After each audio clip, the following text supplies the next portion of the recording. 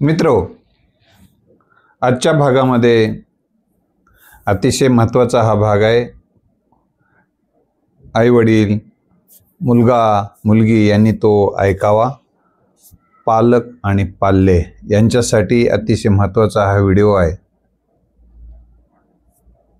धुतलेल्या कपड्यात आणि न धुतलेल्या कपड्यामध्ये जसा फरक असतो, तसं एखादं ज्ञान घेऊन जगण्यात आणि ज्ञान न घेता अज्ञानात जगण्यामध्ये फरक पडतो. म्हणून कधीही ज्ञान घेऊन आपली कृतीयुक्ती केली तर आपल्या जगण्याचा उंची आणि जगण्याला खोली प्राप्त होत असते. त्यामुळे आता आजच्या भागामध्ये आपण बघणार आहोत की आई वडील, जवळचे नातेवाईक तुमची जर काळजी करत असतील तर ती काळजी करण्यामागचं कारण तुम्ही समजून घेतलं पाहिजे. काळजी करायला विनाकारण काळजी करू नका, अमुक करू नका, असं नाही. तर त्या काळजी करण्यामागं त्यांचे एक कारण असते. ते एकदा जर आपण कारण समजून घेऊ शकलो तर अतिशय तुमच्या हिताचं ठरेल. तुम्हाला काळजीपोटी ते काही बोलतात, त्या बोलण्यामागचा काय हेतू आहे, काय कारण आहे, तुम्ही कधी समजून घेत नाही. त्यांचं बोलणं दिसते पण त्यामागचा हेतू दिसत नाही. म्हणून हेतू समजून घेणं हे अतिशय महत्त्वाची गोष्ट आहे. ज्या कारणाने ती काळजी करतात ती कारणं तुम्ही समजून घ्या आणि त्या कारणाचे परिणाम काय होणार आहेत. तुम्ही जर त्या काळजीमागची कारणं जर समजून घेतली नाही आणि ते जर तुमच्या हातून काही चुका घडल्या तर त्याचे काय परिणाम होतील ते जर समजून घेतलं नाही तर तुम्हाला पुन्हा पश्चाताप करायची वेळ येईल. म्हणून त्या परिणामाची पण एखाद्या उदाहरणार्थ आता मी तुम्हाला सांगतो की गाडी जोरात चालवणारी मुलं, एकाच गाडीवर 3-3, 4-4 बसणारी मुलं. एक उदाहरण. पालक सांगतात 4-4 बसू नका, गाडी इतक्या वेगानं भरधाव वेगानं चालू नका. यामागचं काय कारण असेल? चालू नका, सगळेच चालवतात की आम्हालाच म्हणता उगं, असं जर तुम्ही म्हणत असाल, पण ते का म्हणतायत इतकं वेगानं चालू नका, 4-4 जण बसू नका, असं का म्हणत असतील? एव्हा तुम्ही 4-5 जण जर 4 बसलात, त्याचं संतुलन करण्यासाठी गाडीला जेव्हा संतुलन वेगात आहे गाडी 4 आहात तेव्हा संतुलन करायला सुद्धा एक अडचण येऊ शकते. हे कारण तर आहेच. पोलिसने पकडलं तर तुम्हाला दंड आकारला जाऊ शकतो. त्या दंड आकारण्याच्या वादावादीमध्ये काही जर झालं पोलिसांसोबत, ते अटक पण करू शकतो. वेगळं विपरीत काही घडलं तर. दुसरी महत्त्वाची गोष्ट म्हणजे त्याच्यातून तुमच्यामध्ये रिलेशन सुद्धा खराब होऊ शकतात मित्रांमध्ये. ह्या गोष्टीची जाणीव पालकांना असते, त्यामुळे आपल्या पाल्यांकडनं ती चूक होऊ नये यासाठी ते प्रयत्न करतात. आणि हे लक्षात ठेवा तुम्ही, जेव्हा तूच चल म्हणालात म्हणून आलो, आता आम्ही ते दंड भरणार नाही, तूच एकटा भर, असे सुद्धा प्रसंग घडलेले आहेत. मग ते ठीक आहे, तुम्हाला पैसे तर भरावेच लागतील तुमची गाडी असल्यावर, परंतु ते भरणा म्हणल्यामुळं, कारण त्यांच्याकडे कुठे पैसे आहेत, पालकाला मागावं तर पालक कोणत्या कारणाने पैसे मागालास, असं झालंय म्हणलं तर थोबाडीत मारतील म्हणून ते मुलं घरी सांगत नाहीत आणि पैसे देऊ शकत नाहीत. तुमची गाडी पोलीस स्टेशनला नेली जाते.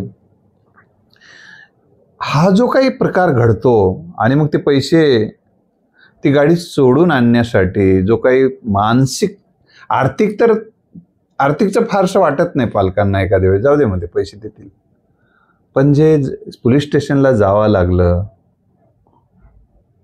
पोलीस स्टेशनमध्ये जाऊन दंड भरावा लागला, हे आपल्या घराण्यासाठी, आपल्या कुटुंबासाठी हे लज्जास्पद गोष्ट आहे असं पालकांना वाटून, म्हणजे आई वडील जवळच्या नातेवाईकाला वाटून त्यांना मानसिक त्रास होतो, हा फार महत्त्वाचा भाग आहे.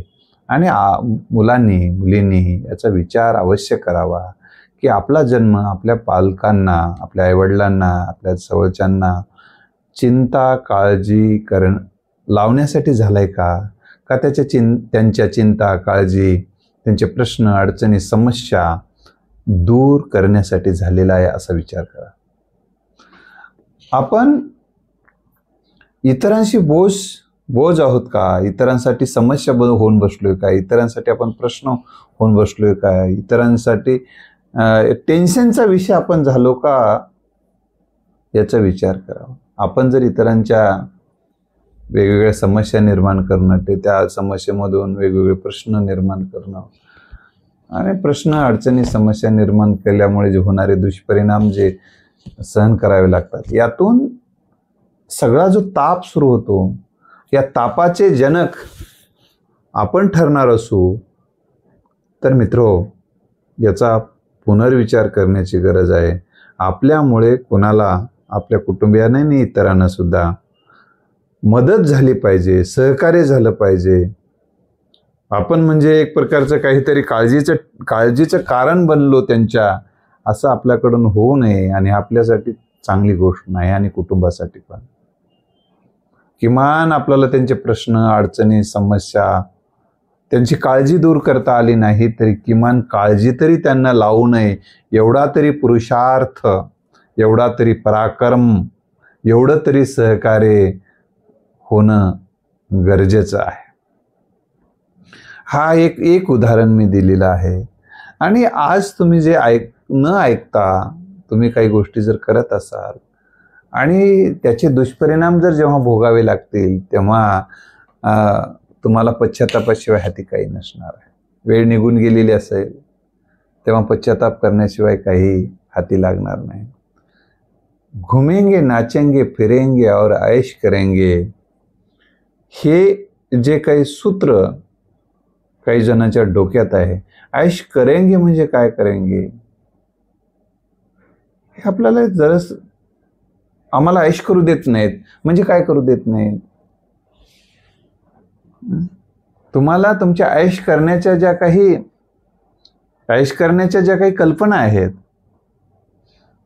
मौजमजा करण्याच्या ज्या काही कल्पना आहेत, तुम्हाला अपयशाच्या दिशेने नेणार आहेत का यशाच्या दिशेने नेणार आहेत याचा विचार करा. त्या मौजमजा ऐश करण्यातनं करायचं आहे, त्यासाठी लागणारा पैसा हा तर महत्त्वाचा घटक आहे. ते कुणी आणायचा, कुठून आणायचा, हा एक विचार करणं गरजेचं आहे. ते आणण्यासाठी किती कष्ट पडतात त्याचाही विचार करायचा आहे. दुसरं महत्त्वाचं म्हणजे त्यामुळे जे तुमचं ऐश करण्याच्या नादामध्ये जो तुमचं जे काही ध्येय तुम्ही ठरवलेलं आहे, ते ध्येय परिपूर्ण करण्यासाठी जो संपूर्ण वेळ द्यावा लागतो, कारण आता स्पर्धा फार पराकोटीची झालेली आहे. यंत्रमानव तुमच्या स्पर्धेत उतरत आहे आता अनेक क्षेत्रामध्ये. त्यामुळे बेकारीचा भस्मासूर दिवसेंदिवस वाढताना दिसतोय. या भस्मासुरांच्या स्पर्धेमध्ये तुम्हाला टिकून राहण्यासाठी तेवढ्याच अचूकतेने, तेवढ्याच गतीने, तेवढ्याच समर्पित भावनेने, तेवढ्याच आत्मविश्वासाने, उत्साहाने आणि ध्येय प्राप्तीसाठी एकाग्र होऊन आपली क्षमता, आपलं कौशल्य, आपलं शहाणपण वापरून आपल्या जीवनामध्ये भव्य दिव्य असं तुम्हाला यश निर्माण करणं म्हणजे खरी ऐश. ऐश म्हणजे काय तर तुम्ही रस्त्यानं जात असतानाही हा मुलगा मेरिट आलेला आहे, हा मुलगा यशस्वी झालेला आहे, हा मुलगा फार अभ्यासू आहे, हा मुलगा कष्टाळू आहे, या मुलाने हे नंबर मिळवलेत, अभ्यास करावा तर या मुलासारखा, यश मिळवावं तर या मुलासारखं. अशा पद्धतीच्या कॉमेंट्स तुमच्या आईवडिलांना जेव्हा ऐकायला मिळतील, त्यांचा जूर जेव्हा भरून येईल आणि अभिमानाने छाती फुगेल, हा ऐश, हे याला ऐश म्हणतात.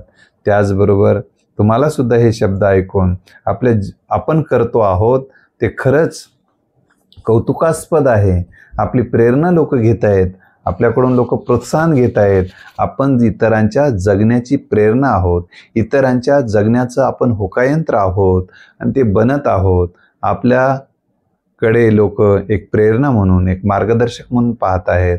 याची जाणीव तुमच्या मनाला होणं हे सुद्धा ऐश आहे. म्हणजे ऐश म्हणजे काय? आनंदाचा आनंदकडे जिकडे तिकडे चहूकडे आनंद घेणं हेच ऐश मधून काय अपेक्षित आहे? ऐश मधून काय अपेक्षित आहे? आनंद घेणं.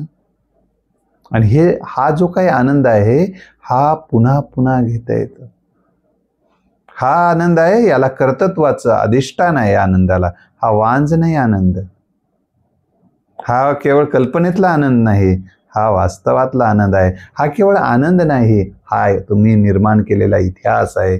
इतिहास तुम्हाला जशी प्रेरणा देते तशीच इतरांनाही प्रेरणा देते. तुम्ही इतिहासाचा विषय होणं, तुम्ही प्रेरणेचा विषय होणं, तुम्ही इतरांच्या आदराचा विषय होणं, इतरांच्या श्रद्धेचा विषय होणं, इतरां तुमच्याकडे होकायंत्र म्हणून पाहणं, हे खरी ऐश आहे.